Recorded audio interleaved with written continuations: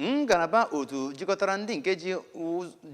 nke ji mgbọrọgwụ na mkpaike wee na-enye ndị mmadụ ọgwụgwọ n'ime steeti abụ Anambra bụ ndị nke sonyere ndị ogbo ha n'imerube mmemme African Traditional Medicine Day nke afọ abụ 2025 ma bụrụkwa site n'okwubu nke a kpọrọ nyegara ha ka agba mbọ fụ na a na-agbaso usoro dị mma wee na-emepụta ya bụ ọgwụ na-abụghị ịrapụrụ ya ndị nke ka na-amụ amụ n'ọlụ. Mmemme ahụ bụzi nke merụbere na isiokwu ịgbatụ onye ụzọ a ga na-enwe olileanya nakwazi ihe nga agamnihu na ya bụ usoro bụ nke eji wee na-eji ọgwụ mgbọrọgwụ na mkpaike wee na-agwọ ndị mmadụ ọrịa nke dọtara ndị gụmiri akwụkwọ isi nọ na mahadum, ndị nke si n'otu ọrụ ejensi dị iche iche wee bịa ya nakwazi ndị nke nọ na ya bụ ngalaba na-eji ọgwụ mgbọrọgwụ na mkpaike wee na-agwọ ndị mmadụ ọrịa. Onye nta akụkọ anyị bụ Amaka Ọnwụzulike ga-ewetara gị akụkọ ahụ.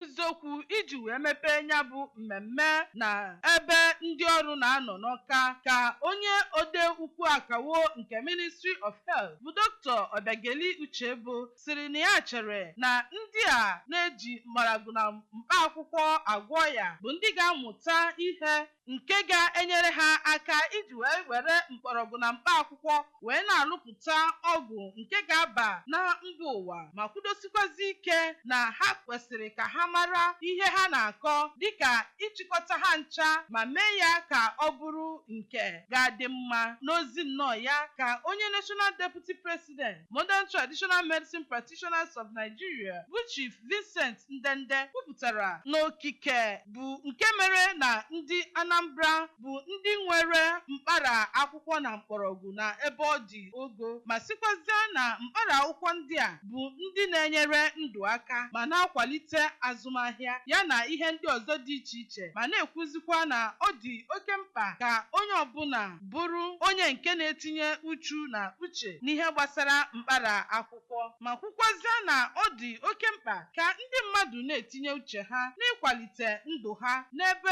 ọ gbasara iji mgbọrọgwụ na akwụkwọ ndụ wee zọzie ndụ ha. Na mburi n'ozi ya ka onye National Task Force Chairman nke Traditional Medicine Practitioners of Nigeria bụ Dr. John Mary Ibeka kọwapụtara na ha bụ ndị Department of Traditional Complementary and Alternative Medicine nke Federal Ministry of Health Abuja bụkwa ndị na-adọnyere ha ukwu ma kwukwazie na ihe ahụ a na-eche na ndị na-eji mgbọrọgwụ na mkpaakwụkwọ agwọ ya bụ ndị na-efe arụsị na ọ bụ asị. Abụ m Amaka Ọnwụzulike maka akụkọ ụwa ABS.